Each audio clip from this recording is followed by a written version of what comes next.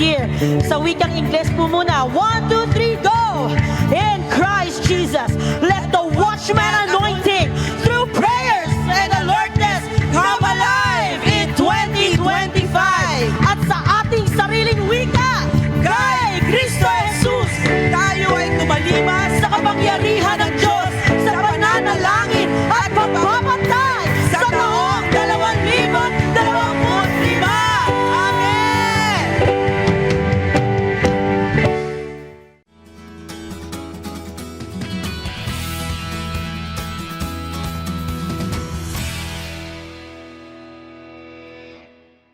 Nais ng Diyos na ikaw ay paunlarin para hindi ka makapaniwala, subalit yan ang tunay, yan ang ninanais niya sa puso niya. Isinulat yan sa aklat ng 1. Okay, tignan po natin, basahin natin. 3 John chapter 2. Okay, 3 John chapter 2. Sinabi po dyan, Beloved, I pray that you may prosper in all things and be in health as your soul prospereth. 3 John 1 and 2. Chapter 1, verse 2. Mahal kong kaibigan, idinalangin kong sana'y malusog ang inyong katawan at nasa mabuti kang kalagayan na tulad ng iyong buhay espiritual na nasa mabuting kalagayan. Ikatlong 1, chapter 1, verse 2. So, kompleto rekados po yan. Ano yung spiritual na buhay natin, yung physical na buhay natin, o even yung pag-unlad natin, hindi tayo nagkukulang. Yan po ang desire ng Diyos para sa iyo at para sa akin. So, since Seed Power Partnership Month ngayon, ang buwan ng Hunyo ay dinededicate natin sa Seed Power Partnership, ay pag-uusapan natin ang ilang mga prinsipyo sa Biblia na nagtuturo ng pag-unlad. Gusto niyo po ba yan? Amen. So, gusto niyo po bang malaman ng mga ito? Salamat po. Ang tabayanan ninyo yan, marami po tayong matututunan dito. So, salamat po sa pagsama ninyo sa amin ngayon. Patuloy po naming binabati ang lahat ng mga tapat na sumusubaybay sa ating programang Thursday Celebration. Welcome po, lalong-lalo na sa first time na naka-tune in sa atin. Thank you for being with us. God bless you. God bless you po habang nanonood kayo ng programang ito. Gayun din ang ating mga viewers and partners from the global families, regional families 1 and 6, 8 and 12. Kamusta po kayo riyan? Of course, ang mga global families natin na faithful na nanonood sa atin, mabuhay po kayo. Mga tiga MMSR, MMNR, Rizal Sector, and of course the Central Church. Maligayang panonood po sa inyong lahat. Thank you, Lord. So, kung nagugustuhan niyo yung ating program, i-appreciate niyo naman po kami sa pag-like ninyo, pag-comment, at pag-share. Especially po yung sharing natin sa ibang mga, marahil hindi sila nanonood pa, pero i-share po natin para ma-bless din sila. We long to hear from you. Salamat po. Ngayon po ay dadako tayo sa panalangin para sa ating bansa. Sinabi po sa Biblia sa ikalawang Chronicles 7:14 or 2 Chronicles 7:14, at kung ang mga mamayan ko na aking tinawag ay magpakumbaba, manalangin, dumulog sa akin at tumalikod sa ginagawa nilang kasalanan, diringgin ko sila mula sa langit at patatawarin ang kanilang kasalanan at pagpapalaing kong muli ang kanilang lupain. Ikalawang mga Kronika, chapter 7, verse 14. So, maliwanag po yung ino-offer sa atin ng Panginoon. Kung tayo magpapakumbaba, diba, tayo na nga may kasalanan, tayo pa yung mayabang, tayo na nga yung hindi sumusunod sa Lord, tayo pa yung kumukontra sa Kanya. So kung ang bayan, kung marami ng tao sa bayan na to nakakilala sa Panginoon, na born again sila sa Spirit of God, then alam niyo magbabago pa ang atmosphere ng ating bayan. Kaya ngayon kahit ganito ang mga issues natin, hindi naman tayo nawawasak, hindi naman tayo nagkakahati-hati dahil may Panginoon na aawa sa atin, talagang niligtas niya tayo at minamahal tayo ng Panginoon. Kaya you're so blessed, mahal ka ng Diyos. Nais ng Diyos na tayo ay umunlad, hindi lamang sa salapi, kundi sa lahat ng aspeto ng ating buhay. Bigay pansin rin siya, no? Sa mga pag-unlad niya natin sa salapi. Hindi naman niya nakakalimutan yon. Alam niya ang kailangan natin ng pera dito sa planetang lupa. Lalo po ngayong panahon ng gastusan sa pag-aaral ng mga bata at iba pang mga pangangailangan natin. Alam niyo po ba, ang Biblia ay puno ng usapang salapi at finances. Hindi po ito ikinahihiya ng Diyos. Kaya huwag din tayong matakot pag-usapan ang mga ito.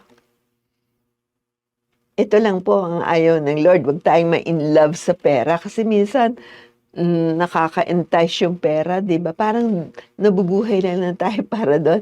Ayaw ng Lord yan. Binabalik niya tayo sa tamang pananaw natin sa kaperahan. Kaya dapat ay balanse kapag pinag-uusapan natin ang financial prosperity. Iba naman kasi lumilipad agad eh. Diba? Tapos nakakalimutan nila ang Diyos or nakakalimutan nila ang kanilang pamilya or mga sarili nila. Ito na ang ang financial prosperity, ito na po yung pinakamababang blessing o pagpapala. Alam niyo po yun? Pinakamababa yung pera eh. Doon naman nahuhumaling ang tao no, paminsan-minsan. Kung umuunlad po tayo sa pananalapi, ay dapat umunlad din tayo sa iba pang estado ng ating buhay. For example, pag maunlad ka sa salapi, dapat maunlad ka rin sa pamilya mo.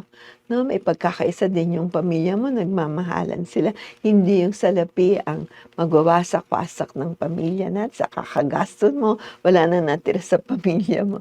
Ganon din po ang estado ng ating emosyon. Stable din tayo sa ating emotions. Hindi ko kung marami kang salapi, parang lumalakad ka na sa ulap, di ba? Parang wala ka ng pakialam sa kapaligiran mo. Ganon rin po, pag umuunlad tayo, umuunlad pati kalusugan. Ano pa? Spiritual na pamumuhay. Di ba? Yung social life natin, umuunlad din. Mas marunong na tayong makiusap sa mga tao, makipag-communicate sa mga tao. At yung pakikipagkapwa natin, importante po yan. Sa pag-iisip natin, o mindset, at mga profesyon o trabaho natin. Parang ina-appreciate natin talaga na may trabaho tayo. Ito sa pamamagitan nito ay kumikita tayo o may mga negosyo tayo na pinagkakitaan din natin, di ba?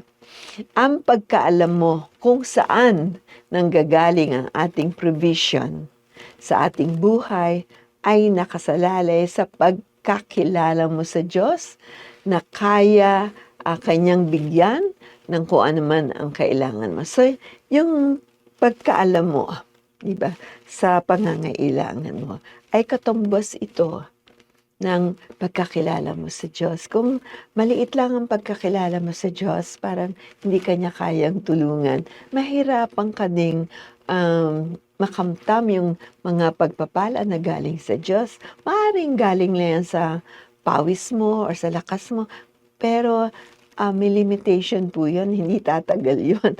Tama po ba? Hindi tatagal yan kasi galing lang yun sa'yo. Pero pag na-realize mo ng mga papalang ito ay binibigay ng Diyos sa'yo, then it's another question, di ba? Talagang magugustuhan mo at ikaw ay kikilala sa ating Panginoon. Yung realization ng financial provision sa iyong buhay, kailangan po makonsider natin paano ginagawa ito ng Panginoon. Di ba? ang Panginoon natin, kaya niya tayong tulungan. Kaya niyang baguhin ang iyong sitwasyon ngayon. Kaya lang minsan ayaw na nating magbago. Gusto nating manatili kung saan tayo nakasubsob. Pero ang Lord gusto niyang baguhin tayo. I'm sure may nanonood ngayon na parang nasa dulo ka na, yung parang wala ka ng means. But God is alive. God is present at hindi aksidente na nanonood ka sa programang Thursday Celebration. If He is our ultimate provider, then all provision is in Him. Diba? Then we can place our faithful expectation. Nag-expect natin mula sa Panginoon sa lahat ng area ng buhay natin. Hindi expected mo lang pera, no? Kasi expect mo din talino. Kasi paano mo pala aandarin ng pera mo kung wala kang talino? Expectation mo, yung mga values mo ay lumilinya sa kagustuhan ng Diyos. God for every area of life, diba? Financial and provision sa ating buhay. Kaya niya yan. So siya ang ating tinatawagan, siya yung ating hinihintay, di ba? Siya yung ating hinihingian ng talino at diwang matibay para sa ganun tayo umunlad. Kailangan po ay sinasama natin ng Diyos, nagkukonsulta tayo sa Kanya, on a regular basis, kung pwede nga araw-araw, di ba? Hindi po nagsasawa si Lord sa atin.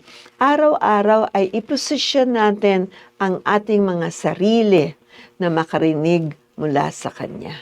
Meron ka nakaset na prayer time, Lord, good morning po, pinupuri kita, Panginoon, minamahal kita, tapos ibigay mo sa Panginoon kung ano yung mga hinaing mo, kung ano yung mga nagtitiwala ka na manggagaling sa Kanya, ibibigay mo. Siyempre, magre-repent din tayo, magsisisi din tayo sa lahat ng mga pinansukan nating transaction na hindi naman inaprobahan ng Lord. Kaya nagkasira-sira yung ating mga finances. So we ask for repentance and then ask God to help us, di ba?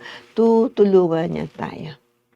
Sa mga plano natin, financially, ay isama natin ang Panginoon. Uulitin ko pa ba yan? Sa mga plano natin financially, ay isama natin ang Panginoon upang magabayan niya tayong mainam. Amen? Kung bibilin mo to o hindi, kung mag-i-invest ka dito o hindi. Kung meron tayong i-investan o may bibilin tayong mga bagay, ay magandang pinapaalam natin sa Kanya na umaasa na hindi tayo maloloko o malulugi sa mga transactions natin. Alam niyo po ngayon, usong scam, di ba? Parang ang tinutunin ng kasama mo, yung pala scammer. Kaya kailangan nating mag-pray sa Panginoon. I'm sure may nanonood sa atin na na-scam na. Ay, huwag ka nang papaulit. Kailangan pa kinukonsulta natin si Lord. Nais iparanas ng Diyos ang kanyang malalim na pag-ibig at kanyang kayamanan sa ating mga nagtitiwala sa Kanya. Naniniwala po ba kayo? Kasi niya iparanas yun eh. Mayaman si Ama, di ba? Mayaman ang Ama natin. Kaya bumababa din yung mga pagpapala sa atin. Nagbabago ang lagay ng ating finances kapag nakikita natin ang malaking pangarap or dreams. Dapat meron tayong dream. No? Meron tayong dream, hindi natin kaya, pero kaya ng Lord. Kaya siya nagpa-provide nun. At mga plano ng Diyos para sa atin. Malaking pangarap ng Diyos para sa'yo, para sa akin. Tinutulungan niya tayong mag-strategize. No, yung pagplanuhan, gagawin natin, isasagawa natin. Kung ano yung mga salita ng Diyos sa atin, kaya mo namang gawin, gawin mo. Or humingi ka ng tulong, Lord, gusto kong gawin to. Sasabi ang Panginoon, o sige anak, or wag anak, hindi pa ito yung panahon. May plano ang Diyos para sa atin. Pinakita na niya ito, di ba? Nasa Biblia na ang mga plano at strategy niya. Unang-una po yung ating pagtatanim ay napakabisang plano para hindi kailanman tayo magkulang sa ating mga pangangailangan. Yun ang prinsipyo niya sa Genesis pa po yan. Seed time and harvest. Bago pa dumating sila Abraham, seed time and harvest na yung tinuturo ng Panginoon. At nagsimula po doon ang buhay natin bilang mga Kristiyano. Pag nagtatanim ka, may aanihin ka. Kaya ang ganda nga ng pangalan ng ating campaign for mga kailangan at sa mga buildings, ang ating Seed Power Partnership. Partners tayo ni Lord sa ating pagbibigay. At alam niyo ba, yung binibigay natin, galing din sa Kanya yan. Kaya wag niyong pagdamutan yan. Diba? Ibig sabihin, ay hindi ako pibigay kasi kailangan ko ng pera. Pero alam niyo, pag yun ay nakalaan na para sa ating pagbibigay, ibigay mo na, dadami pa yun. May mga plano siyang paramihin ang income natin. Alam niyo yun? Bigyan tayo ng mabuting trabaho. Sa trabaho naman, di ka masyadong stress. May mga nakakausap ako, ang taas ng sweldo nila. Pero halos hindi na sa mabuhay, sa stress. Diba? Ang daming mga hinihiling sa kanila yung trabaho. Mga mana, minsan bigla kang makakamana, magugulat ka na lang. Ay, nakamana pala ako. O praise God, diba? Mga family investment na sa ating mga negosyo, nag-i-invest tayo, kumikita po yun. Gagamitan ng lahat ng Panginoon upang magamit natin ang kanyang pagpapala. Hindi po ito lumulutang sa langit at dadating sa paanan mo. Hindi po. Ang pagpapala po, pinagpipray natin, pinaplanuhan natin, at sinusunod natin. Amen. Kung yan ay nakabasa sa salita ng Diyos, hindi to against the word of God, then it shall come to pass. Nais natin na maging active tayo sa pakikisa sa kanyang plano.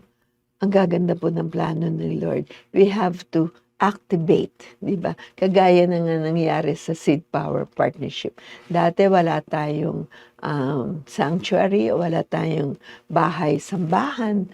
Subalit nung dumating yung panahon na humingi kami sa Panginoon, pinagbigyan naman po tayo ng Panginoon. Ngayon ay naririto na po tayo, wala na tayong utang. Kaya sa Sunday po, iniimbita namin kayo sa 31st anniversary ng Seed Power Partnership. Ito po yung ginawa nating strategy para makapag damay-damay tayo, makapagbigay-bigay tayo, no, ayon sa ating nais. No? So, ito ba'y voluntary? Inumpisa nyo yan 31 years ago.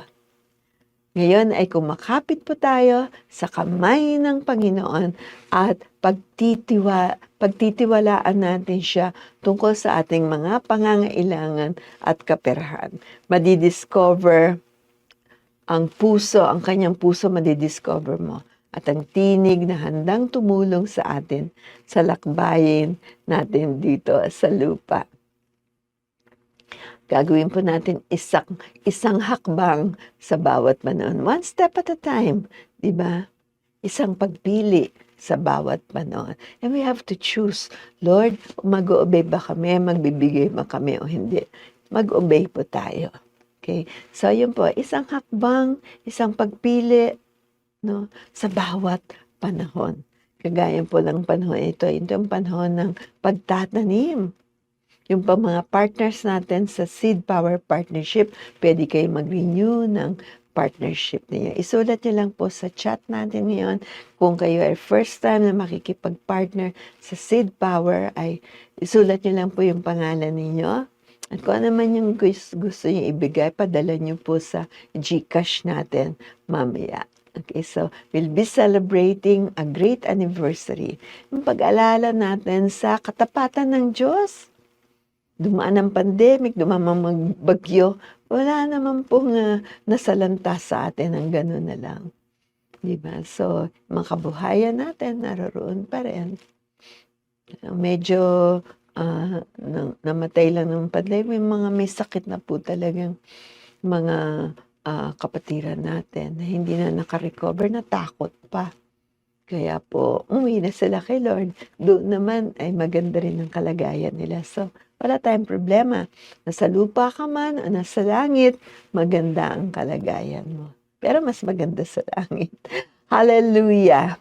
So, ngayon po ay mangyayari ito po sa atin kung iimbitahan natin ang Panginoon Kristo sa ating puso. Sabi po sa Biblia na kung ipapahayag mo na si Jesus ay Panginoon at sasampalataya ka ng buong puso na muli siyang binuhay ng Diyos, maliligtas ka sapagkat itinuring ng Diyos na matuwid ang taong sumasampalataya sa Kanya ng buong puso.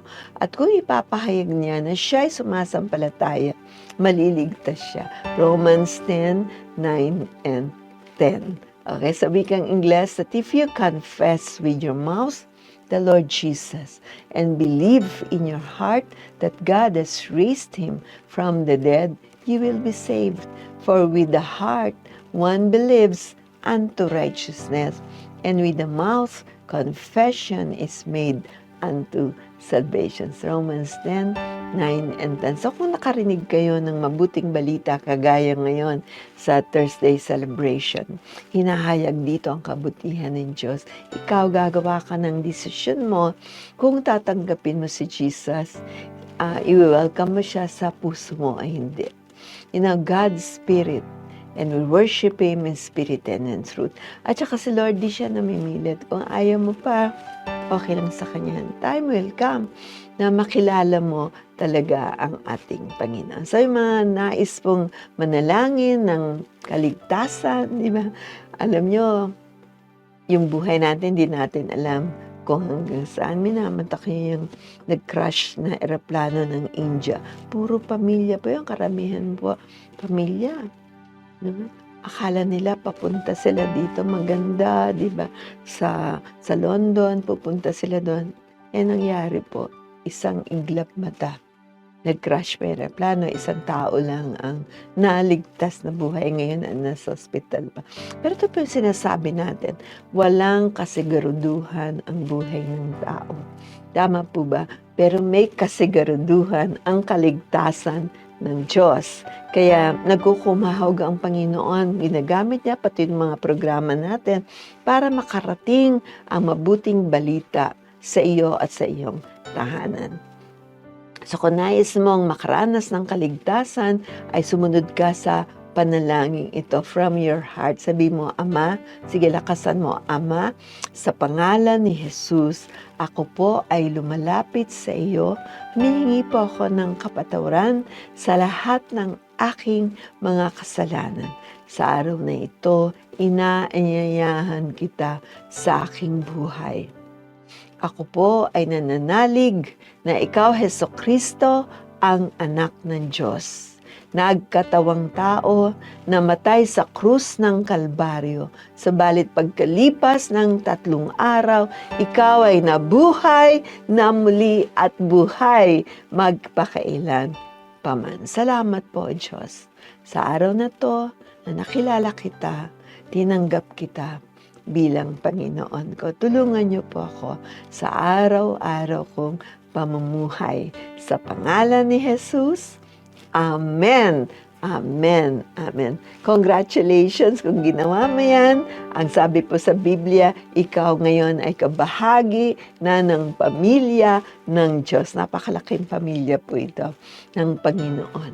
Yung nagtitiwala sa Kanya, pang araw-araw na buhay. Ngayon, ang maganda pong mangyari ay magkaroon kayo ng Bible, di ba? Pwede po namin kayong padalhan ng New Testament Bible. Libre po yun. Padadala po namin sa inyo para makabasa kayo ng Manual of Life o ng ating tanggulan, di ba? Yung ating pundasyon, ating basihan ng ating buhay ay nakasulat na po yan sa Biblia. So we'll be giving you for free because we appreciate ang mga ginawa niyo po ngayon. At kung meron kayo katanungan, mawag lang po kayo sa amin. God bless you po. At ngayon tutuloy na po tayo sa healing, sa prayer of healing. Sabi po sa unang Pedro 2:24, si Kristo ang umako ng mga kasalanan natin upang ipako siya sa krus para iwanan na natin ang buhay na makasalanan at mamuhay ng matuwid. Dahil sa mga sugat niya, gumaling tayo. Ulitin po natin yun. Dahil sa mga sugat niya, gumaling tayo. Salamat po, Panginoon, even sa araw na ito, Panginoon. Lord, kiniklaim namin, Lord, ang kagalingan, Lord, na inaccomplish mo na, binigay mo na sa amin sa krus ng Kalbaryo. Kasama po yan, Panginoon, Lord, sa ginawa mo sa krus ng Kalbaryo. Lord, yung dugo na dumanak, yung mga sugat na tinamo mo doon, ay katubusan din ng mga sakit namin, yung mga present na mga diseases namin ngayon. Lord, touch mo, Lord, ang mga taong nanonood ngayon na may karamdaman, Lord. Meron silang hindi ka nais-nais na nararamdaman, Lord, yung mga frozen shoulders, hindi nila mataas, kasi mga leg nila hindi na maikot, or Lord, yung kanilang mga likod sumasakit, kasukusuan, Lord, liver, kidney, Lord, ang even sa ulo, Lord, parating masakit. Touch them, Lord, in Jesus' name. Lord, yung may mga tuberculosis, Lord, yung may mga lung diseases, in Jesus' name. Kahit yung liver disease, Lord, yung namambaga ang livers, in Jesus' name. Touch them, O God. Touch them, Lord, in Jesus' name. Salamat po, Panginoon. Tanggapin niyo po ang kagalingan ninyo. Ginawa na po ng Lord yan doon sa krus ng Kalbaryo. Thank you, Jesus. Ngayon naman po ay dadako na tayo sa overflow ng Holy Spirit o yung baptism of the Holy Spirit. Ang layunin po nito ay magkaroon tayo ng lakas o kapangyarihan. Diba? Binibigyan tayo ng banal na espiritu ng kapangyarihan para ma-empower tayo mga believers para makapaglingkod tayo sa Panginoon, makadala tayo ng saksi, di ba, yung masasabi natin sa mga tao na buhay ang Diyos. Kasi pag wala kang Holy Spirit, hindi masasabi yun. Masasabi mo rin siguro pag binabasa mo, pero mula sa puso, ang hirap sabihin nun. But when you have the Holy Spirit, ikaw ay nagiging nag-witness ka, nagtitestify ka sa mga ibang tao na parang ang feeling mo magulo sila or may kabigatan sila. So tayo po ay mananalangin sa banal na espiritu. Paano ka kuha ng overflow ng Holy Spirit? Unang-una, naisin mo, i-desire mo. Kung Kristiyano ka na, then you can desire this. Ito po ay para sa mga Kristiyano, para sa mga tumanggap kay Jesus Christ. So, hingi mo yan sa Lord. Lord, nini-desire ko, magkaroon ako kanyan. Kagaya ng sa Book of Acts, yung mga unang mga Kristiyano. Sila ay naging matatag. At kung makikita natin, bilyon-bilyon na ang mga Kristiyano. Nag-umpisa doon sa Book of Acts. Diba, ilan na sila? 12 or 120 nandun sa taas kasama mga disciples nila. Amen. So, ayun po, importante po iyon. Okay, sa banal na espiritu. So, ngayon po ay naisin natin, tanggapin natin, i-surrender natin lahat yung mga masasama sa buhay natin. Huwag na tayong magpaalipin pa sa mga masasamang ugali. Amen. So, paano natin tinatanggap? Magpe-pray po tayo. And then, makakatanggap rin kayo. Bonus pa yan ng Holy Spirit. Yung speaking in tongues. Prayer in tongues. Marami pong mga Kristiyano dapat meron sila nito. Pero, inayawan nila at saka naintriga sila ng mga iba. Ba't ka nag-i-speak in tongues? Hindi na kailangan yan. Nasa Bible po yan. At ito po ang lakas. I tell you, ito po yung lakas ng spiritual natin. Kundi madadala ka sa agos ng tubig at lakas ng hangin. Minsan okay ka, minsan hindi. Minsan Christian ka, minsan hindi. Nakakalimutan na natin yun. Amen. So, una po ay desire natin. Pangalawa ay humingi tayo ng tawad sa Lord sa lahat ng mga iniupo natin sa puso natin, sa isip natin. Hindi makagalaw ang Holy Spirit sa atin. Nakabara yung mga kasalanan doon na naka-record sa atin. Although pinatawad na tayo ng Panginoon, hindi tayo makabulwak sa kapangyarihan ng Diyos. Okay, so tayo po sabay-sabay manalangin. Sabihin niyo, Ama, sa pangalan ni Jesus, salamat Lord, pinagkaloob mo ang banal na spirito sa iyong church, sa amin, Panginoon, nung umakyat na muli, bumalik na muli ang Panginoon Kristo, natapos niya yung kanyang misyon, bumaba naman ang kapangyarihan ng banal na espiritu. Sa araw na ito, Panginoon, ninanais ko na ako'y mapuspos ng kapangyarihan ng banal na, ako'y mag-umapaw sa kapangyarihan ng banal na espiritu. Thank you, Lord. Thank you, Jesus. Hallelujah. So, ngayon po, I will pray for the baptism of the Holy Spirit, and then I will minister the speaking in tongues. Kung meron pong mga syllables na kalagay sa isip nyo, sa puso ninyo, ilabas nyo sa bibig nyo. Kaya huwag kayong matakot, huwag kayong mag-alinlangan. Yan po ang umpisa ng prayer in tongues ninyo. Kagaya ng mga maliliit na bata dati, la, mama, alam nila. Ngayon ako, pagkakadaldal na po ng mga 4 years old, 5 years, ang daldal ninyo na mapigilan. Ganon din po tayo. Nag-umpisa tayo sa maliliit na syllables, and then pwede pong paramihin yan ng Holy Spirit. Amen. At pag natanggap niyo, i-practice niyo yan. Mamayang gabi, i-practice niyo. Basahin niyo yung Book of Acts sa mga gawa para makarelate tayo sa binigay sa kanila. So itaas pa natin ang ating mga kamay. Sabi mo, Panginoon, humihingi po ako ng paglinis sa aking buong katawan, sa aking pag-iisip, ng iyong banal na dugo, inisin mo ako, Panginoon. Patawarin niyo po ako, Lord, sa mga panahon na hindi ako marunong magpatawad. Lord, kinimkim ko yung mga sama ng loob. Lord, at ito po'y nakikita sa aking ugali. Lord, yung mga galit ko doon, lumalabas din po sa salamuha ko sa ibang tao, Lord. Salamat, Lord, na meron pa akong chance ngayon, Lord, na maging makatotoo, Lord, maging authentic sa harap mo, Lord. Lord, humihingi po ako ng puspos ng banal na espiritu. Salamat po, O Diyos. Kung ready na po kayo, taas niyo yung mga kamay ninyo. At tayo po'y mananalangin. I will minister the baptism of the Holy Spirit. Kahit sa cyberspace, walang imposible sa Panginoon. Kayang-kaya ng Panginoon.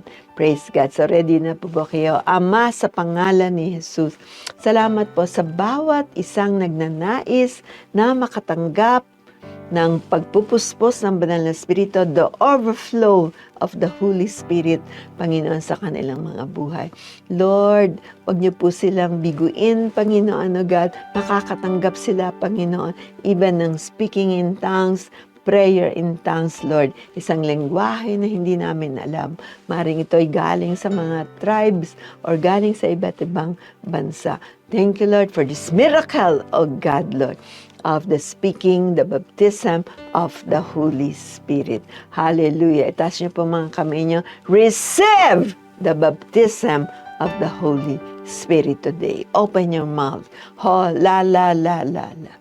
La, la, la, la, la, la. Saka, la, la, la, la, la, la. Sige ba, tuloy-tuloy niyo po yan hanggang mag-generate na po ng power sa inyo. Thank you, Lord. Ito po ay pagyamanin ninyo. Pasalamat kayo sa Panginoon. Ito po'y kayamanan ninyo. Para pag may mga balak ang kaaway against us, against our family, pag nag-pray ka, yung pong mga kaaway na ay kumakaripas ng takbo. Thank you, Lord. Hallelujah. So, congratulations. Isulat niyo lang po sa chat box natin na kayo nakatanggap ng overflow ng Holy Spirit. Thank you, Jesus. Ngayon po ay nadako na tayo sa generous giving. Sabi po ng Word of God, so let each one give as he purposes in his heart and not grudgingly or of necessity, for God loves a cheerful giver. And God is able to make all grace abound toward you, that you, always having all sufficiency in all things, may have an abundance for every good work. Now may He who supplies seed to the sower and bread for food supply and multiply the seed you have sown and increase the fruits of your righteousness, while you are enriched in everything for all liberality, which causes thanksgiving through us to God. 2 Corinthians 9, 7, and 8 verse, and then yung 10 to 11 verse. Salamat po. Ang bawat isa sa inyo ay magbigay ng ayon sa sariling kapasyahan, nang walang pag-aatubili at hindi sa pilitan, dahil mahal ng Diyos ang mga nagbibigay ng may kagalakan, at Kanyang ibigay at kayang ibigay ng Diyos sa inyo ang Kanyang nag-uumapaw na biyaya ng higit pa sa inyong pangangailangan, para sa lahat ng panahon ay maging sapat kayo sa lahat ng mga bagay, at nag-uumapaw rin ang inyong mabubuting gawa. Ang Diyos ay nagbibigay ng binhi sa magsasaka at tinapay na makakain, na siya ring magbibigay ng inyong mga pangangailangan, upang lalo pa kayong makatulong sa iba. Pasasaganain kayo ng Diyos sa lahat ng bagay, upang palagi kayong makatulong sa iba, at marami ang magpapasalamat sa Diyos dahil sa tulong na pinapadala ninyo sa kanila sa pamamagitan namin. Sa mga taga-Korinto, chapter 9, verses 7 to 8. So, yan po ang kabuuan ng pagpapala ng Diyos. So, kung gusto natin mapagpala, yan we have to obey. Diba? Sabi niya, ibalik ang ikapu. Yung ikapu, hindi atin yun. Tithes yun. Binabalik natin. Kapag kumita kayo ng 100, yung 10 pesos, binabalik niyo yun. It is holy before the Lord. Pag kumita kayo ng 20,000, yung 2,000, ibabalik nyo. Patas po ng patas yan. Kaya alam, minsan pag mataas na, hindi na kaya nating ibalik. So hanggang dun lang tayo. Pero alam po, ang Diyos ay tapat. Kung ano yung sinabi niya, gagawin niya. Sabi niya, ibabalik ko sa'yo, mas higit pa sa tinan mo, gagawin po ng Panginoon. At tayo pa protektahan niya mula sa mga sakmal ng kaaway. Amen. So, kung nais siya pong magbigay, pwede kayong punta po sa ating online giving, generous giving. Sa China Bank po, the Minister of JCSGO, 1130-00005605. Ganun rin po, meron tayo sa Metro Bank, the Minister of JCSGO, 473-3473-738326. Meron friends tayo sa the Minister of JCSGO, Union Bank, 000-1500-2840. And of course, isang popular way of giving natin, lalo na dito sa Thursday celebration, ang GCash. No? Sa pangalan po yan ng ating accountant, Gary Tolentino, 0915-064-7446. So yan po ay exclusive para sa ating Thursday celebration. Amen. So, maraming salamat po sa pakikipag-partner nyo sa amin sa gawain ito. At every Sunday, mga kapartner din po natin, di ba, mga nagtutulong-tulong tayo para maka-reach out tayo sa mas malaking lugar sa ating bansa. Thank you so much. And ngayon po tayo ay may mga konting announcements. Pasalamat po kami sa lahat ng mga dumalo dun sa Yosafat Healing Rally. Naku, napaka-successful po. Babalik daw po sila sa Agosto. Antabayanan lang po natin sa Agosto ang kanilang pagbabalik. Ganun din po yung household salvation mula pa nung nakaraang Setyembre hanggang ngayon po ay nagpipray din tayo para sa mga kamag-anak nating malayo pa sa ating Panginoon. Marami silang religion pero wala silang relasyon sa Panginoon. Thank you, Lord. Okay, so sa June 22, sa linggo na po, tinatawagan po natin ang mga taga Cavite, no? Especially sa 13 Martires, June 22, Sunday, 3 p.m. Alas 3 ng hapon, grand opening ng JCSGO 13, Martires, Cavite. Ang ating pong address, Barangay Abolec Road, Barangay Losiano, 13 Martires, Cavite. Ayun ang tamang address na. Bolic Road, Barangay Losiano, 13 Martires, Cavite. Ito po yung grand opening natin ay sa June 22. Itong darating na Sunday. So magkita-kita po tayo doon. Gusto ko po rin kayong makilala. Salamat Lord sa mga moral support na padadala niyo doon sa atin. And on June 29, ito yung pinag-uusapan natin kanina, celebration of the 31st year ng Seed Power Partnership. Ayan, di ba? 31 years of the Seed Power Partnership. At ito naman po ay gagawin dito sa Cubao, sa Seed Dome, para makita ninyo yung produkto ng seed, the Seed Dome. Ang address po natin is 156 15th Avenue, Barangay San Roque, Cubao, Quezon City. Thank you, Lord. So tayo po ngayon ay mananalangin. Naasahan po namin magkita-kita tayo sa June 22 sa Sunday, sa 13 Martires, at naman sa susunod na Sunday dito po sa Cubao. Tayo po'y manalangin.